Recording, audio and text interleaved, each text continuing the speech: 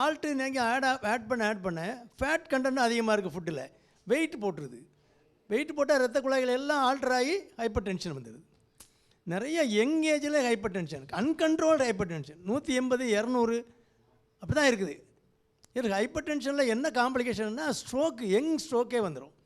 25-30 வயசுலே பக்கவாதம் வந்துடும்.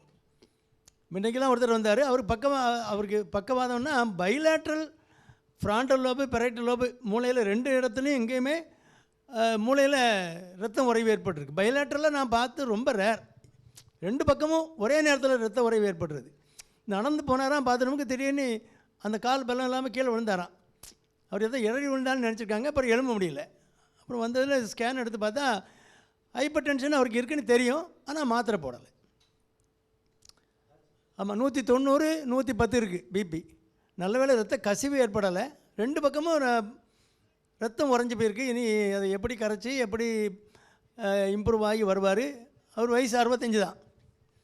அதனால் இது நம்முடைய கவனக்குறைவுனால தான் வருது. ஹைப்பர் டென்ஷனை கண்ட்ரோலுக்குள்ளே வச்சுக்கிட்டால் ஒன்றும் பிரச்சனையே கிடையாது, நம்மளை ஒன்றும் தொந்தரவு பண்ணாது. கண்ட்ரோல் இல்லைன்னா நேராக டார்கெட் ஆர்கன், கிட்னியை பாதிக்கும், ஹார்ட் பாதிக்கும், கண்ணை பாதிக்கும். இந்த மூளையில் முதல் காம்ப்ளிகேஷன் வந்து ஸ்ட்ரோக் தான். முதல் காம்ப்ளிகேஷன் பக்கவாதம் தான். ஆமாம், அப்போ நீங்கள் மாத்திரை ஒரு 4-5 நாள் தான் போடலை அப்படிம்பாங்க. கேட்டால் 5 நாளாக தான் போடலை, மாத்திரை முடிஞ்சு போச்சு. ஏம்மா இது அரிசி கணக்கில் வரணும். உங்கள் வீட்டில் அரிசி முடிஞ்சுன்னா எத்தனை நாளைக்கு இப்போ கழித்து வாங்குவீங்க? 4 நாள் கழித்து வாங்குவீங்களா? சார் அது நாங்கள் ஒரு 4 நாளைக்கு முன்னால் வாங்குறீங்களா? அதே மாதிரி மாத்திரை முடிய போகுதுன்னா அதுக்கு முன்னால் வாங்கிடணும். ப்ரெஷர் மாத்திரை, சுகர் மாத்திரை எல்லாமே அரிசி கணக்கில் வந்துடணும். அரிசி முடிகிற மாதிரி நீங்கள் அதுக்கு முடிய விடக்கூடாது, அதுக்கு முன்னாலே போட்டுடணும். 2 நாள் நீங்கள் விட்டிங்கனாலே ரீபவுண்டு ஃபினாமினானிட்டு முன்னால் 180 இருந்தால் அப்போ 210 போயிடும்.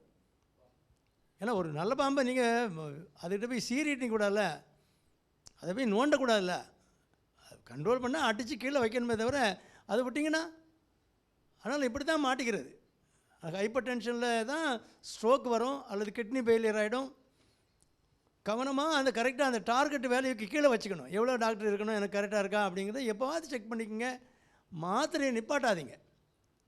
மாத்திரை உங்களால் தனியாக வாங்கி போட முடியாத பேஷண்ட்ஸ் நிறையா கொஞ்சம் பேர் இருந்தாங்கன்னா நீங்கள் இதே பிபி அந்த சீட்டை எடுத்துகிட்டு போங்க, கவர்மெண்ட் ஹாஸ்பிட்டலில் என்ன மாத்திரை கொடுக்காங்க அதையாவது சாப்பிடுங்க. ஊமையனுக்கு உலர்வாயும் பரவாயில்ல, நல்ல மாத்திரை போடணுன்னா இதை போடுங்க. இந்த காம்ப்ளிகேஷன் பெரிய பக்கவாதம் வந்தால் அவங்களுக்கு எவ்வளோ பெரிய கஷ்டம். அந்த காம்ப்ளிகேஷன்லாம் எதிர்பார்க்கும்போது இந்த விலை ஒன்றும் பெரிய விலை கிடையாது. சில கொடுக்க முடியாது, என் பையன் வாங்கி தர மாட்டேங்க, சரி அட்லீஸ்ட் போய் கவர்மெண்ட் ஹாஸ்பிட்டலெலாம் மாதம் கொடுக்குறாங்க, வீட்டில் கொண்டே கொடுக்குறாங்க. அந்த மாதிரி ஒழுங்காக சாப்பிட வேண்டியதானே, மூட்டை கட்டி அங்கே மூலையில் வச்சுட்டு. அதனால் ஹைப்பர் டென்ஷன் வந்து சைலண்ட் கில்லர். ஒன்றும் தெரியாது, கையில் கட்டி பார்த்தா தான் தெரியும். என்னது 200க்கா அப்படிமா. அவர் ஜாலியாக நடந்து அது பாட்டில் போயிட்டே தான் இருப்பார். பிடிச்சி தள்ளலாம் செய்யாது, பிபி இருக்கவன் பிடிச்சி தள்ளுறது. எனக்கு ஒன்றும் லாத்தல்லையே ஒன்றும் செய்யலையம்மா, அது லாத்தாது, ஒன்று சோழி முடிச்சு கீழே கிடத்திடும், பக்கவாதம் வந்து படுத்துடுவேன். அதனால் ஹைப்பர் டென்ஷனுங்கிறது சைலண்ட் கில்லர். நீங்கள் ஒரு ஏஜுக்கு அப்புறம் அவங்கவுங்க செக் பண்ணி அந்த கண்ட்ரோலுக்கு கீழே வைக்கிறதுக்கு மாத்திரைகள் கரெக்டாக கொடுப்பாங்க. ஒன்று போடுறீங்களா கண்ட்ரோல் வரல, 2 போடுறீங்களா கண்ட்ரோல் வரல, இன்னொரு மாத்திரை ஆட் பண்ணுங்கள், 3ஆவது மாத்திரையில் கண்ட்ரோல் ஆகிடும். 2 3 பிபி கண்ட்ரோலில் இல்லைன்னா ஃப்ரீக்வெண்ட்டாக செக் பண்ணணும். ஒரு வாரத்துக்கு ஒருக்கா செக் பண்ணி கண்ட்ரோல் வந்துட்டு எப்போவுமே கண்ட்ரோலாக இருக்குது அப்படின்னா நீங்கள் 2 மாதம் 3 மாதத்துக்கு ஒருக்கா செக் பண்ணால் ஒன்றும் இல்லை. கண்ட்ரோல் இல்லாதவங்க அடிக்கடி செக் பண்ணணும். இப்போ இந்த மாத்திரை இன்னும் கொஞ்சம் மாத்திரை சேர்க்கணும், இல்லை மாத்திரை குறைக்கணும் அப்படிங்கிறத மருத்துவர் பார்த்து சொல்லுவார். அது எப்போதுமே நார்மலாக தான் இருக்குது அப்படின்னா அதே ரேஞ்சில் கொண்டு போக வேண்டியதான். அதனால் நீங்கள் கொஞ்சம் ஒரு வாக்கிங் போகிறது, கரெக்டான தூக்கத்தை வச்சுக்கிறது, கரெக்டான நேரத்துக்கு முழிக்கிறது, கரெக்டான நேரத்துக்கு தூங்குறது, உப்பு குறைச்சிக்கிறது, கொஞ்சம் பழங்கள் காய்கறிகளை அதிகமாக சேர்த்துக்கிறது, இதெல்லாம் ஹைப்பர் டென்ஷனுக்கு நல்லது. உங்கள் இரத்த குழாய்கள் இருதயத்தை நல்லா வச்சுருக்கு. பழங்கள் அதில் பொட்டாசியம் இருக்குது.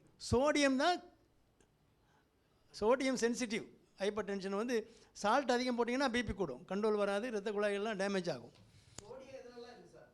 சோடியம் நீங்கள் உப்பு சோடியம்னா நம்ம உப்பு போடுறோம்ல, உப்பு போட்டு நம்ம வைக்கிறோன்னா அதான் சோடியம் குளோரைடு தான் அந்த உப்பு, காமன் சால்ட்டு.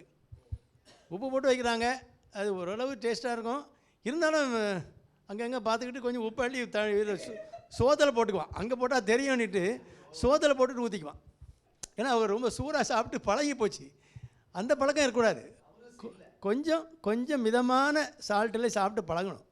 நம்ம சவுத் இண்டியன்ஸ் வந்து சால்ட் அதிகமாக எடுக்கிறோம். நம்ம சர்வே படி பார்த்தா நம்ம நிறையா உப்பு எடுக்கிறோம். அதனால் ஹைப்பர் டென்ஷன் நிறைய இருக்குது, தெரியாமல் சமுதாயத்துக்குள்ளே இருக்குது. தெரிஞ்சவங்களே நீங்கள் வைத்தியம் பண்ணுறது ஒரு 20% தான் கண்ட்ரோலாக இருக்குது. மீதி 80% வந்து கண்ட்ரோல் இல்லாமல் தான் இருக்குது. அவேர்னஸ் கிடையாது. ஹைப்பர் டென்ஷனை பற்றின அவேர்னஸ் கிடையாது. மாட்டிட்டு முழிக்க போகிறது யார்? அதனால்